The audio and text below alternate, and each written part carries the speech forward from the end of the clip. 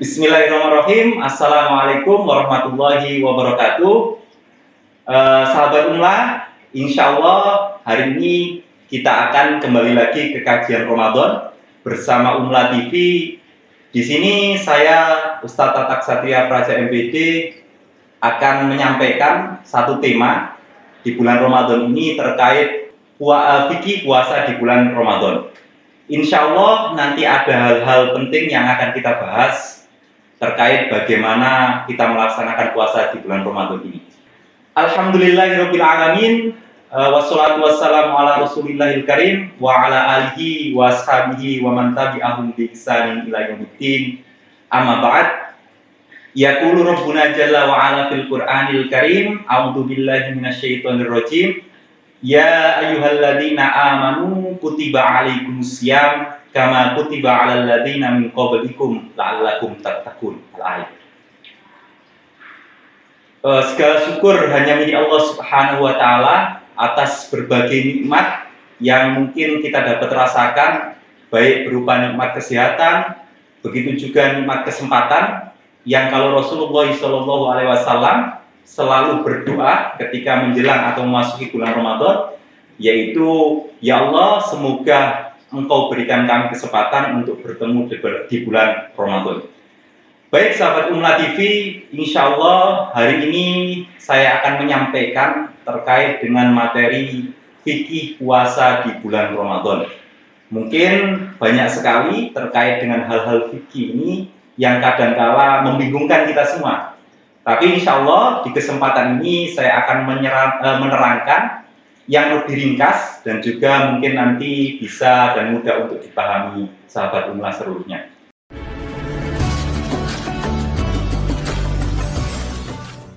Yang pertama, apa sih yang dimaksud dengan puasa itu? Atau di dalam berbagai kitab di sana ada kata-kata shaum. Kalau kita merujuk tadi di surat Al-Baqarah ya, ayat 183, di sana Allah sampaikan, ya ayyuhalladzina amanu kutiba alaikumusiyam. Lah kata siam inilah bentuk daripada kita diperintahkan puasa. Kemudian apa sih as-shaum atau puasa itu? Maka terkait definisi seringkali kita dihadapkan dengan dua makna. Yang pertama secara istilahi, secara lugawi, yang kedua adalah secara istilahi. Kalau secara bahasa, shaum atau puasa itu dimakna al-imsak, artinya menahan. Tapi kalau secara istilah, as-shaum atau puasa itu dimakna al-imsaku anil akli wa syurbi wa jami'il muftirat min tulu'il fajri ila ghurubiha. Yang artinya bahwasanya puasa secara istilah adalah perintah dari Allah untuk kita menahan, yaitu yang ditahan adalah makan, kemudian juga minum, kemudian juga di sana jami'il muftirat. Apa itu jami'il muftirat? Yaitu hal-hal yang membatalkan puasa. Salah satunya adalah antara suami istri melakukan suatu hubungan ketika bulan puasa. Dan itu kapan mulainya? Min tulu'il fajri. Maka ulama sepakat dimulainya adalah ketika matahari itu terbit. Dan ini juga himbauan, dan ini juga terkait dengan hal-hal fikih yang ada di masyarakat terkait dengan imsak. Mungkin sahabat Umlah TV pernah mendengar ya, bahkan sering di desa-desa itu ada kata-kata imsak sebelum sholat subuh. Ini sebenarnya ketika zaman Rasulullah SAW, yang pertama azan adalah Abdullah bin Umi Maktum. Kemudian yang kedua azan adalah Bilal bin Rabah. Dan azan kedua itulah yang menentukan masuk waktu subuh. Maka imsaknya kapan? Atau menahan puasanya itu kapan?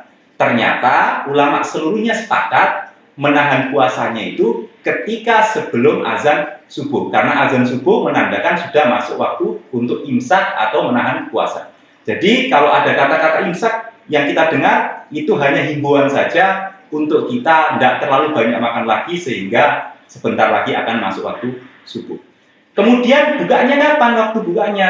Waktu bukanya adalah min ghurubil fajri. Tadi kalau waktu menahannya min tulu'il fajri, kalau waktu bukanya itu ghurubil fajri. Ya kalau tepatnya waktunya yang mudah kita ya ketika azan maghrib. Itu pengertian terkait dengan puasa atau shaum. Kemudian karena ini yang kita bahas adalah fikih, kita mungkin mengenal kata fikih ini kalau melihat di berbagai kitab, di sana dimana al-fahmu. Apa itu al-fahmu? Al-fahmu adalah pemahaman. Kemudian secara istilah fikih ini juga adalah hukum-hukum tentang sesuatu dalam kehidupan kita atau kegiatan kita sehari-hari bidalilin syar'iyyah, dengan dalil-dalil yang merujuk kepada Al-Quran dan As-Sunnah. Artinya apa? Fikih itu adalah satu cara agar seseorang itu paham sebelum dia melaksanakan suatu rangkaian ibadah. Kenapa demikian? Karena kalau kita merujuk ke puasa, ada satu hadis dari Rasulullah, kam min shaimin laisa lahu min siyam ilal ju'wal aks. Berapa banyak orang puasa itu hanya kewajiban, tapi ketika selesai menjalankan kewajiban, pahalanya tidak ada, dan dia dapat hanya lapar dan puasa. Bagaimana cara dapat pahalanya? Nah, dengan fikih itu. Jadi fikih ini kan cara kita untuk memahami sebelum kita melaksanakan suatu rangkaian ibadah yang disyariatkan oleh Allah Subhanahu wa Ta'ala.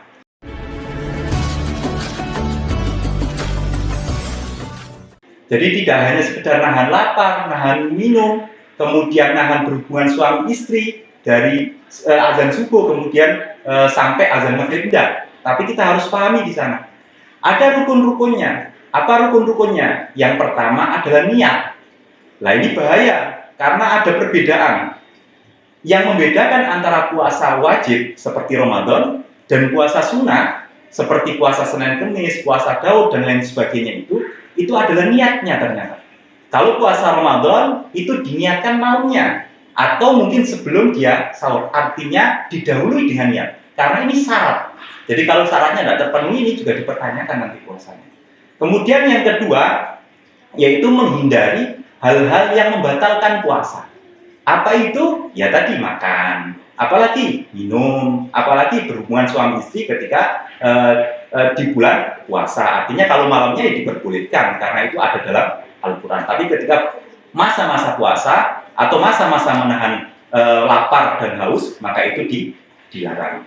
Tadi juga terkait niat, itu bisa kita lihat kalau seandainya puasa sunnah itu tidak perlu malamnya. Bahkan ketika itu atau hari itu juga kita langsung lihat tidak jadi masalah.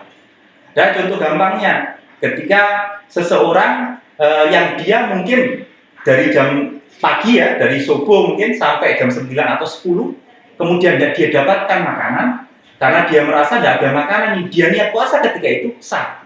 Yang penting paginya belum makan. Itu bedanya antara puasa sunnah dan puasa wajib. Dan itu syarat dalam kita melaksanakan puasa. Kemudian tidak hanya sampai syarat ternyata. Di sana juga ada yang namanya rukun-rukun kita berpuasa. Saya jelaskan secara umum saja. Rukun puasa ya jelas. Di sana kita harus beragama Islam karena ini perintah dari Allah di dalam surat Al-Baqarah 183 khusus untuk orang-orang beriman. Maka kalau yang tidak puasa ini sahabat Umla TV ini ya bisa dikatakan ini beriman atau tidak karena ini khusus untuk orang-orang yang beriman. Kemudian di sana juga ada rukunnya, ada syaratnya. Yang selanjutnya yaitu di mana kita yang diperintahkan adalah mereka yang balik. Artinya cukup umur. Apakah orang-orang anak-anak kecil atau seorang bapak dan ibu punya anak yang masih sekolah begitu belum balik? Apa enggak kita perintahkan? Kita ajarkan. Tetapi ini khusus bagi mereka yang sudah balik. Kemudian siapa lagi? Mereka yang enggak sakit. Karena sakit diberikan rukhsah atau diberikan keringanan dari Allah untuk apa? Untuk dia membatalkan puasa dan kemudian mengganti di hari yang lainnya. Kemudian apa lagi? Orang yang enggak safar. Artinya tidak sedang bepergian. Cuma perbedaan dalam safar ini ya macam-macam. Ada yang harus ada mansafahnya. Mansafah itu batasannya. Ada yang ketika dia keluar, kemungkinan keluarnya jauh, memberatkan dia puasa, dia juga bisa untuk membatalkan puasa tersebut. Kemudian apa lagi? Kemudian dia mampu untuk melaksanakan puasa itu. Artinya kesanggupan dia dari pertama kali berniat untuk puasa itu mampu untuk dia laksanakan. Karena kita tahu kondisi tubuh dan badan kita, apakah kita sanggup ataupun tidak sanggup melaksanakan puasa tersebut. Itu secara umum terkait dengan syarat dan rukun puasa.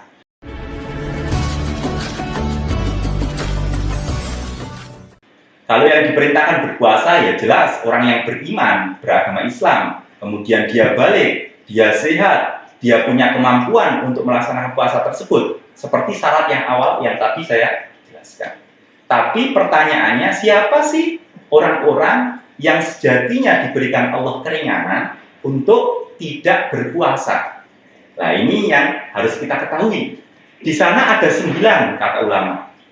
Yang pertama, saya rincikan agar mudah saja, dari anak kecil. Bukan berarti anak kecil umurnya baru 10-9 tahun, enggak. Tapi anak kecil di sini adalah mereka yang belum balik. Sebagaimana syarat puasa harus sudah balik. Artinya, kalau sudah balik, dia sudah dewasa, karena dewasa dikatakan dalam Islam itu sudah memenuhi kriteria balik atau sudah masuk masa balik.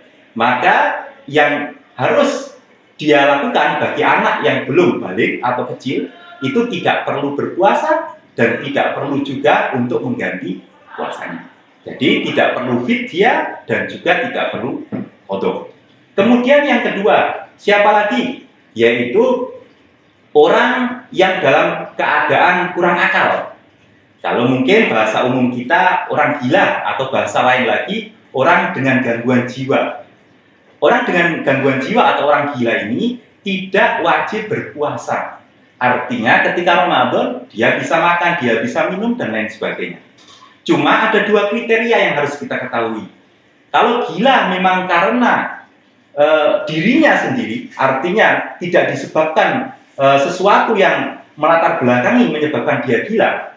Artinya itu memang bukan sesuatu yang dia inginkan, karena itu memang sudah tekanan batin, psikis dan lain sebagainya menyebabkan dia kurang akal atau gila, ataupun bahkan dari lahir, maka dia tidak diperintahkan untuk fidyah, juga dia tidak diperintahkan untuk qadha. Tapi kalau seandainya ada orang gila yang di situ dia ya mungkin ada alasan, saya ini stres dan lain sebagainya, maka dia diperintahkan untuk melakukan qadha. Karena waktu bahwasanya orang dari gila kemudian menjadi waras, mohon maaf, ini juga kita tidak tentu waktunya sampai kapan. Maka itu dilepaskan daripada kewajiban berpuasa. Itu yang pertama dan kedua. Kemudian yang ketiga. Yang ketiga adalah orang yang sedang sakit. Nah, orang sedang sakit ini tidak wajib berpuasa. Dia bisa berbuka, dia bisa makan ketika yang lainnya berpuasa. Tapi ada konsekuensinya yang harus ia lakukan ketika dia tidak berpuasa. Apa itu qadha? Apa itu qadha? Mengganti puasa di hari yang lain. Tetapi ini juga bisa kita klasifikasikan lagi, karena ada sakit yang kemungkinan dia bisa sembuh, tapi ada sakit yang tidak bisa sembuh, bahkan ujungnya adalah meninggal dunia. Artinya kesempatan sembuhnya sangat kecil sekali. Terus siapa yang menentukan ini? Ya biasanya dari tim medis, dokter, mungkin salah satunya ya, mungkin yang cuci darah, itu kan terus menerus sampai akhir hayatnya atau mungkin sampai meninggal dunia. Lah yang demikian mungkin nanti bisa masuk ke dalam golongan yutikunahu, yaitu orang-orang yang berat untuk berpuasa dan berat untuk mengganti puasanya. Tapi kalau orang sakit yang dia ada kemungkinan besar untuk sembuh, dia bisa untuk membatalkan puasanya, sedangkan dia juga punya kewajiban untuk membantu puasa di hari yang lainnya. Itu yang ketiga. Kemudian yang keempat adalah orang yang tua, atau kita orang Jawa sepuh begitu ya, yang dia sudah tidak punya kekuatan lagi untuk melaksanakan ibadah puasa. Nah, mereka diberikan Allah kesempatan untuk tidak berpuasa, tapi ada konsekuensi dari mereka yang tidak melaksanakan puasa, yaitu orang tua tadi. Apa itu? Membayar fidyah. Ulama kemudian di sana menerangkan kenapa alasan orang yang tua yang tidak berpuasa kemudian dia harus membayar fidyah. Alasannya adalah tidak ada yang namanya orang tua. Ini memang agak menggelitik juga. Tidak ada yang namanya orang tua umur 80-90 tahun balik lagi ke usia 30-40 tahun atau balik remaja. Lah berbeda halnya dengan mungkin yang sakit. Kalau orang sakit tadi bisa sembuh, tapi orang tua tidak ada umurnya mundur, tapi bertambah umurnya. Kemudian yang kelima, siapa itu yang kelima? Artinya tadi orang tua ya bayar fidyah ya. Kemudian yang kelima, Yang kelima adalah orang yang melakukan perjalanan. Atau di dalam Al-Quran, di sana disampaikan di surat Al-Baqarah terkait dengan bab puasa, orang-orang yang safar, tadi sakit ya, kemudian orang-orang yang safar, mereka dapat membatalkan puasanya, tetapi konsekuensi daripada pembatalan puasa tersebut adalah mereka harus mengganti puasa di hari yang lain atau qadha. Nah, ini berbeda halnya dengan orang tua tadi. Kemudian selanjutnya yang keenam, siapa lagi orang-orang yang sejatinya diberikan kesempatan untuk tidak berpuasa? Yang keenam adalah wanita yang sedang hamil. Kemudian juga nanti yang ketujuh adalah wanita yang sedang menyusui. Karena ini nanti gantinya hampir sama antara hamil dan menyusui. Cuma ada memang keadaan sekarang ini di antara wanita-wanita yang menyusui ini kadang-kala tidak menunaikan kewajibannya. Artinya Allah memberikan rukso itu keringanan kepada mereka yang menyusui untuk dapat membatalkan puasa, tapi banyak juga di antara mereka tidak menunaikan menyusui anaknya sampai batas yang ditentukan. 1 bulan, setengah bulan sudah dikasih susu instan atau ASI, air susu ibu sapi. Lainnya juga sesuatu yang kadangkala ini menyalahi daripada aturan yang telah ditetapkan dan juga telah diputuskan oleh para ulama. Kita kembali lagi. Ibu-ibu yang menyusui dan juga ibu-ibu yang hamil, mereka diperbolehkan untuk membatalkan puasa. Maka ulama sepakat masuk golongan yang mana? Sedangkan dalam Al-Baqarah dikatakan orang sakit, musyafir, kemudian yang ketiga adalah alladzina yutiqunahu. Siapa itu?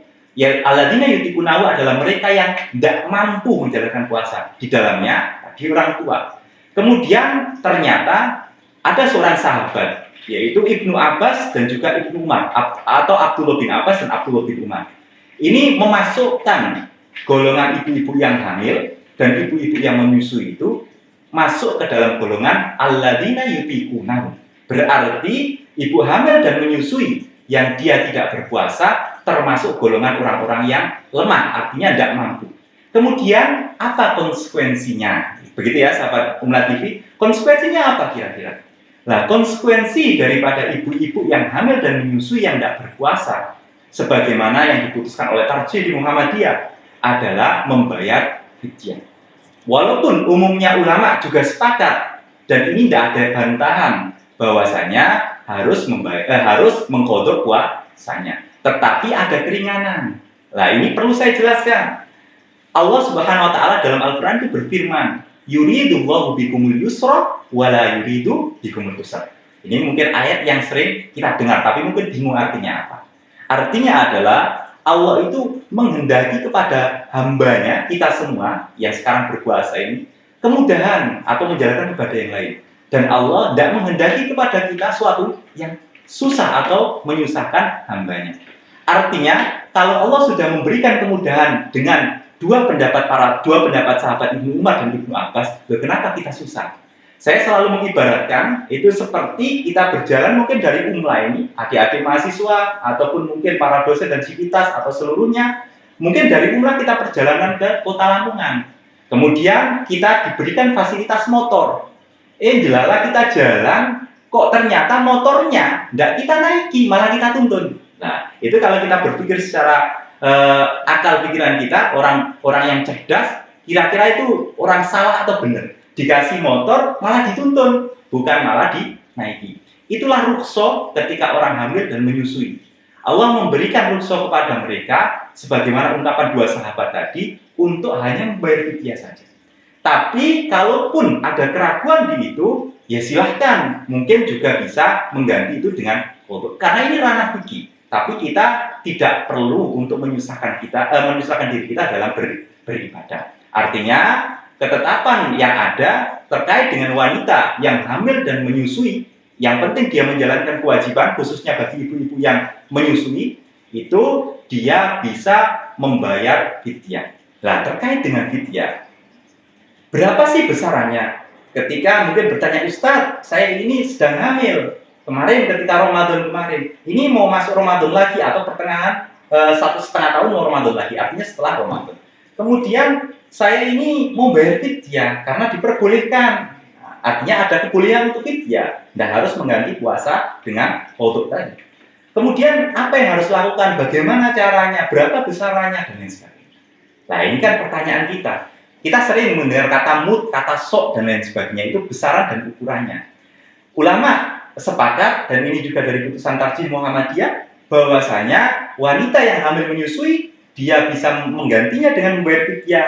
Penunaian membayar fidyah itu kapan? Penunaiannya adalah waktu di mana kita tidak bisa melaksanakan puasa. Contoh, mungkin hari ini masuk ke 9 atau 10 Ramadan ya, ini contoh saja.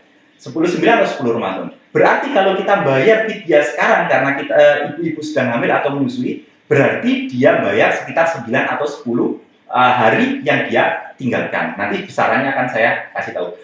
Cuma dalam pembayaran fidyah ini tidak boleh diawalkan. Ulama tidak ada yang sepakat untuk pengawalan membayar fidyah atau diawalkan, tidak ada yang sepakat. Kenapa? Karena ketentuan daripada bagaimana kita mampu atau tidak mampu melaksanakan puasa itu kan kehendak Allah. Kalau diawalkan berarti sudah meyakini diri kita tidak akan mampu. Maka yang diperintahkan ulama bisa menggantinya di hari-hari yang ditinggalkan, bisa di akhir. Maksudnya gimana di akhir? Ya 30 hari atau 29 hari, tergantung Ramadannya. Ya ketika itu terakhir ya sudah langsung dibayarkan seluruhnya. Dibayarkan ke siapa? Gitu. Bingung. Ya mungkin bisa ke Lazis, lembaga zakat, ataupun yang lainnya. Bisa juga diberikan kepada orang miskin. Karena ayatnya menjelaskan fidyah itu diberikan atau it'amu miskin, diberikan kepada orang miskin. Berapa banyak? 1 boleh, 2, 3, 4, atau 30 orang? Terserah. Mau 1 langsung 30 bisa, mau dibagi 2, 15 bisa, mau 3, 10 silahkan. Yang penting yang dibayarkan itu sesuai dengan berapa kali dia meninggalkan puasa tersebut. Lah sekarang besarannya. Lah besaran daripada membayar fidyah itu berapa ukurannya? Ternyata ulama mengatakan 1 sok. Berapa itu takaran Indonesia ya kira-kira kurang lebih 6 onan situ atau setengah kilo lebih. Ya, lebih amannya ya mungkin kita kasih 1 kilo. Tapi ketetapannya 6 kilo atau sampai 6 on atau sampai 7 on. Nah, artinya kalau kita 1 hari tidak berpuasa, berarti kita mengeluarkan sebesar yang sudah ditetapkan atau 1 mud atau 1 sok tadi. Kemudian dalam pemberiannya juga, ini banyak pertanyaan juga kepada saya. Ustaz, pemberiannya boleh uang enggak? Sedangkan di ayat Al-Quran itu it'amu miskin. Jenenge it'am atau namanya it'am itu ya ngasih makan. Lah kok berupa uang? Ternyata Tarjih lebih mengedepankan hal-hal kekinian daripada sesuatu yang konservatif. Maknanya gimana? Diperbolehkan kita membayar fidyah berupa makanan yang siap saji, artinya sudah masak. Boleh juga kita memberikan fidyah dengan makanan pokok yang belum dimasak, beras, gandum, dan lain sebagainya. Dan boleh juga kita memberikan fidyah berupa uang sebesar makanan yang harus kita keluarkan untuk mengganti atau membayar fidyah tersebut. Ya kita ukur sajalah besarannya. Kalau 1 kilo 10.000 ya mungkin sekitar 10.000 atau 20.000, tergantung bagaimana situasi kita atau besaran harga yang ada di tempat kita masing-masing. Kemudian apakah 1 hari hanya sekitar 6 ons? Ternyata tidak. Sesuai dengan makan kita sehari berapa kali. Kalau makan kita sehari 2 kali, berarti dikalikan dengan makan kita. Intinya Allah menyampaikan di sana, makan kamu sehari berapa? Itu yang kamu berikan sebagai ganti daripada kamu meninggalkan puasa kepada orang miskin. Ini saya kira clear. Jadi kalau mau uang pun silahkan, bisa langsung ke orang-orang yang tidak mampu, dalam hal ini miskin. Siapa itu miskin? Berbeda dengan fakir ya. Kalau fakir itu orang yang tidak punya kerjaan, tidak punya juga kemampuan dia sehari-hari untuk bisa makan. Tapi kalau orang miskin, dia masih punya kerjaan. Kalau mungkin bahasa kita ya serabutan begitu ya. Tapi kerja yang dia lakukan, uang yang dia dapatkan itu tidak cukup untuk kebutuhan makan dia sehari-hari atau ketika hari itu. Maka itu yang diperintahkan Allah untuk diberikan fidyah tersebut. Baik, kita lanjutkan. Masih ada sekitar 2. Yang selanjutnya adalah wanita yang sedang nifas. Kemudian selanjutnya lagi adalah wanita yang sedang haid. Kalau yang 6-7 tadi wanita hamil menyusui, 8-9 wanita haid atau wanita nifas, wanita haid dan wanita nifas. Nah, kemudian yang kedua ini bagaimana? Haid dan nifas sama. Mereka diperbolehkan Allah Subhanahu wa taala untuk tidak berpuasa ketika bulan Ramadan. tapi ada kewajiban dan konsekuensi yang harus mereka tanggung dan laksanakan. Apa itu? Qadha, artinya mengganti puasanya. Kenapa? Karena siklus daripada orang haid itu nggak mungkin 1 tahun, berapa bulan ganti lagi. Artinya ada kemungkinan dia suci. Sama seperti orang sakit, ada kemungkinan sembuh. Maka ulama memberikan pendapat dan memberikan keterangan mereka harus qadha. Begitu juga nifas. Berbeda halnya dengan wanita yang hamil dan wanita yang menyusui. Kemudian dalam kaitannya dengan puasa, ini harus kita ketahui juga. Ada hal-hal yang sejatinya itu benar-benar diperintahkan dalam bulan Ramadan terkait dengan puasa ini. Kadang ada hal-hal yang sekedar omongan masyarakat saja.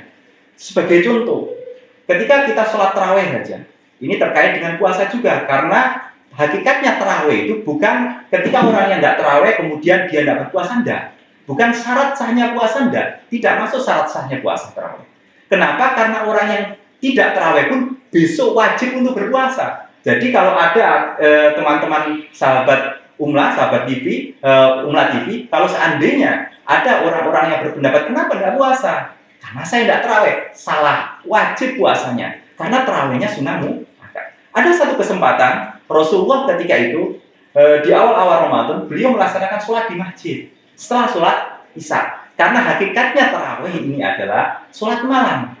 Tetapi ketika itu Rasul hanya beberapa hari saja. Ulama mengatakan 3 hari. Kenapa? Hari pertama ada sahabat, hari kedua jamaahnya tambah, hari ketiga tambah lagi. Kemudian mereka menginginkan berpikir bahwasanya kalau seandainya ini tambah-tambah terus, maka Rasul ketika itu memutuskan, ya sudah, hari selanjutnya Rasul tidak ke masjid. Itu diterangkan dalam satu kitab juga. Kenapa demikian? Karena bukan suatu kewajiban yang terawihnya. Kewajibannya apa? Sholat Isya. Nah ini harus diketahui juga. Ini terkait juga dengan fikih puasa kita di bulan Ramadan. Takutnya kita sholat tarawih, tapi tidak sholat Isya.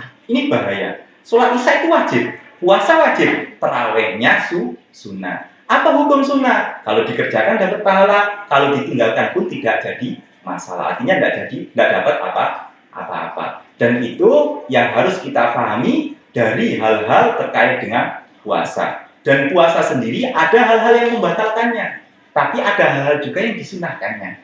Nah, apa hal-hal yang membatalkan puasa? Jelas, masuknya sesuatu dalam tanda kutip makanan dan minuman ke dalam mulut kita.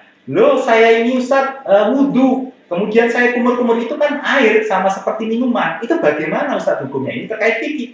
Maka sejatinya ketika orang kumur-kumur sedang melaksanakan wudhu, itu makruh hukumnya. Sampai hal tersebut tidak dilaksanakan, atau dalam arti saya ini panas, haus, kemudian tenggorokan saya kering, dia kumur-kumur ditahan 5 menit, 10 menit, lah itu nanti takutnya jadi membatalkan puasa, ada air yang masuk. Tapi sekedar menyempurnakan daripada cara Rasul berwudu dengan kumur-kumur, itu tidak jadi masalah. Begitu juga sikat gigi. Nah, sikat gigi juga termasuk sesuatu yang makruh dalam bulan puasa, tapi tidak membatalkan. Dan yang membatalkan adalah masuknya sesuatu makanan dan minuman ke dalam diri kita, entah melalui mulut ataupun dalam hal ini ada juga ya orang-orang, bagaimana hukumnya orang-orang yang ketika dia berpuasa kemudian disuntik.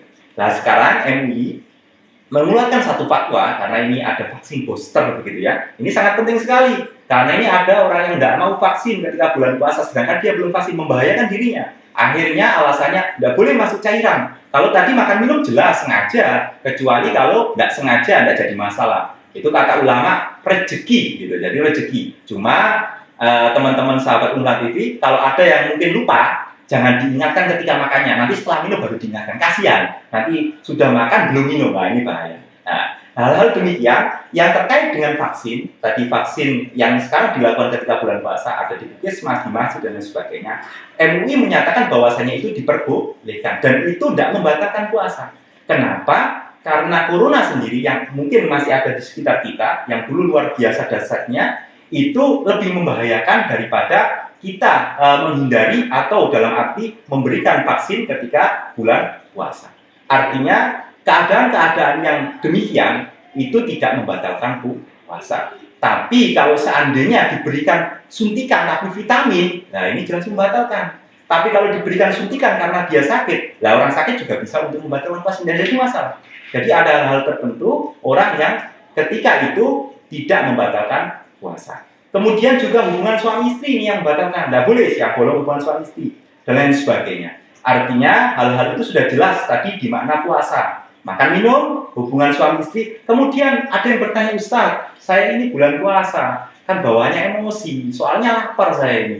Ini bagaimana? Kadang ucapan saya tidak terkontrol. Saya bicara di kanan, larinya ke kiri, ke depan, ke belakang. Itu bagaimana? Entah itu ghibah, entah itu fitnah, mungkin itu kejam sekali ya. Kemudian entah itu hal-hal yang mungkin nyakiti orang lain dengan ucapannya. Itu bagaimana?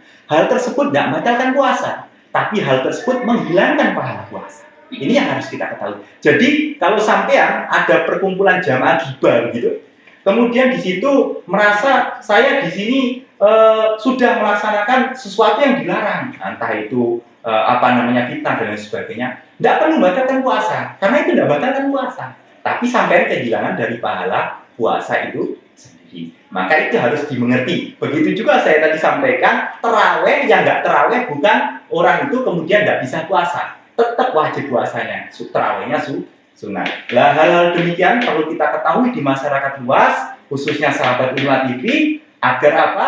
Agar kita seluruhnya bisa melaksanakan itu dengan baik. Di sisi lain, agar puasa kita diterima, tidak hanya sekedar kewajiban, tapi juga mendapatkan pahala dari Allah Subhanahu Wa Taala. Terakhir, ada satu hadis dari Rasulullah SAW, bahwasanya man shoma Ramadhana imanan wa ihtisaban ghufira lahu ma taqaddama min dhanbi. Bahwasanya siapa yang berpuasa niat suatu yang awal, suatu yang wajib, karena Allah Subhanahu Wa Taala dengan imannya yang dia miliki, ghufira lahu ma taqaddama min dhanbi, maka dia akan diampuni dosanya serta akan diterima pahala puasa tersebut. Tidak hanya lapar dan dahaga. Karena kam min shaimin laisa lahu min siyami ilal ju' wal atas. Berapa banyak yang puasa gugurkan kewajiban, tapi lapar dahaganya itu sia-sia, tidak dapat pahala. Mungkin itu yang bisa saya sampaikan, sahabat Unla TV. Semoga bermanfaat dengan kajian fikih puasa di bulan Ramadan ini, dan semoga Ramadan kita ke depannya bisa lebih baik dengan pengetahuan kita terkait dengan hal-hal fikih tersebut. Dan hal-hal fikih saya selalu ingatkan, tidak boleh saling bantah-bantahan satu dengan yang lain, karena pendapat satu ulama dengan ulama lain itu berbeda. Yang paling penting harus saling memahami dan toleran antara satu organisasi atau satu pemahaman dengan pemahaman yang lain. Mungkin itu yang bisa saya sampaikan. Terima kasih. Mohon maaf jika ada kata-kata yang tidak berkenan ataupun yang salah. Saya akhiri. Wassalamualaikum warahmatullahi wabarakatuh.